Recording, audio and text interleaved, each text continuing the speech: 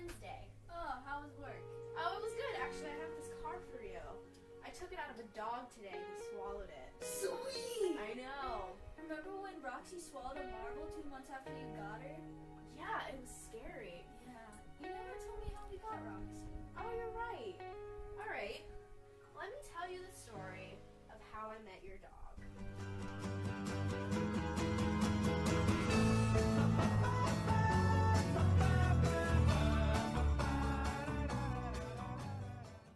Growing up, I never really knew what I wanted to do.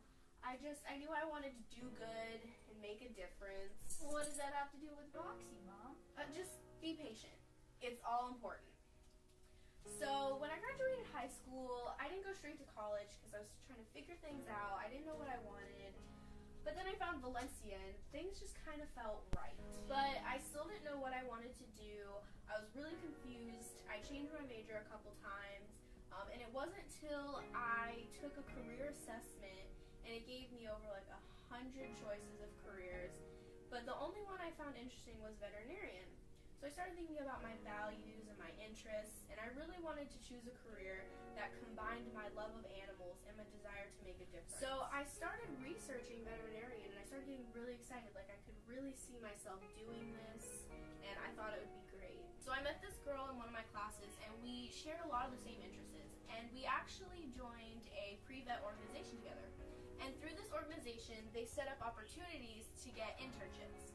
Unfortunately, I didn't get it because I didn't have proper email etiquette, and I didn't strike them as professional.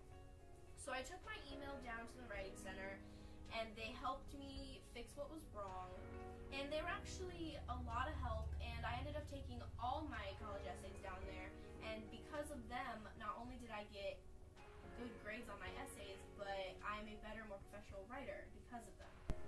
So although I didn't get the internship, I was able to get in contact with a lot of local veterinarians, and they gave me a lot of advice on how to get in and get through vet school. And something one of them said stuck with me. It was that it's all up to you. You're the only person holding you back, so if you really want it, you can do it. But Mom, college sounds so boring. How do you not fall asleep?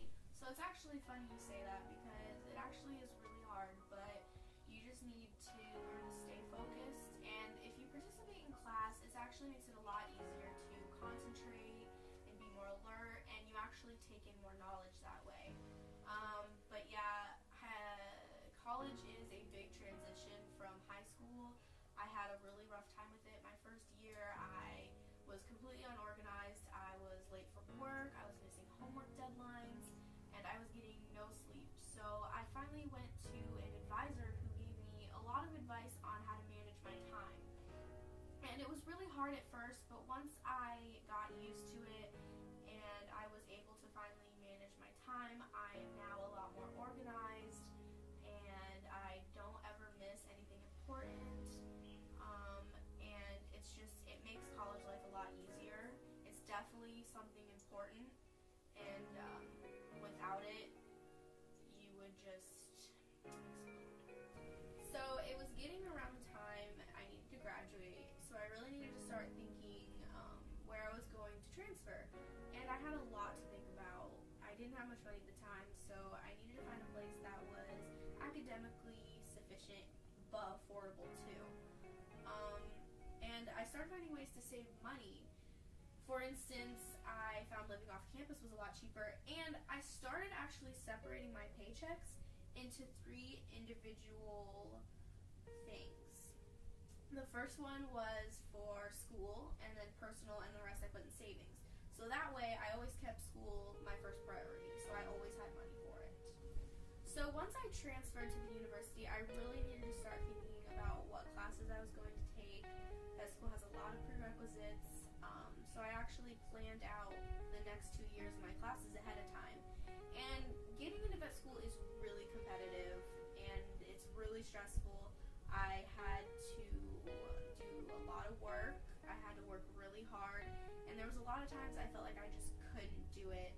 And I just really had to keep my head in the right place, and I had to get over the fear that I wasn't good enough. And once I did that, I was able to make it through the rest of my classes and get into vet school. Okay, well, Mom, what does any of this even have to do with Roxy? Oh, yeah.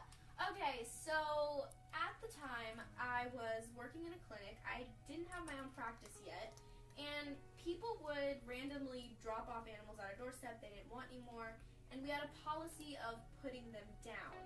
And one day I came into work, and Roxy had been dropped off, and I had just had enough of the policy, so I took her and I quit.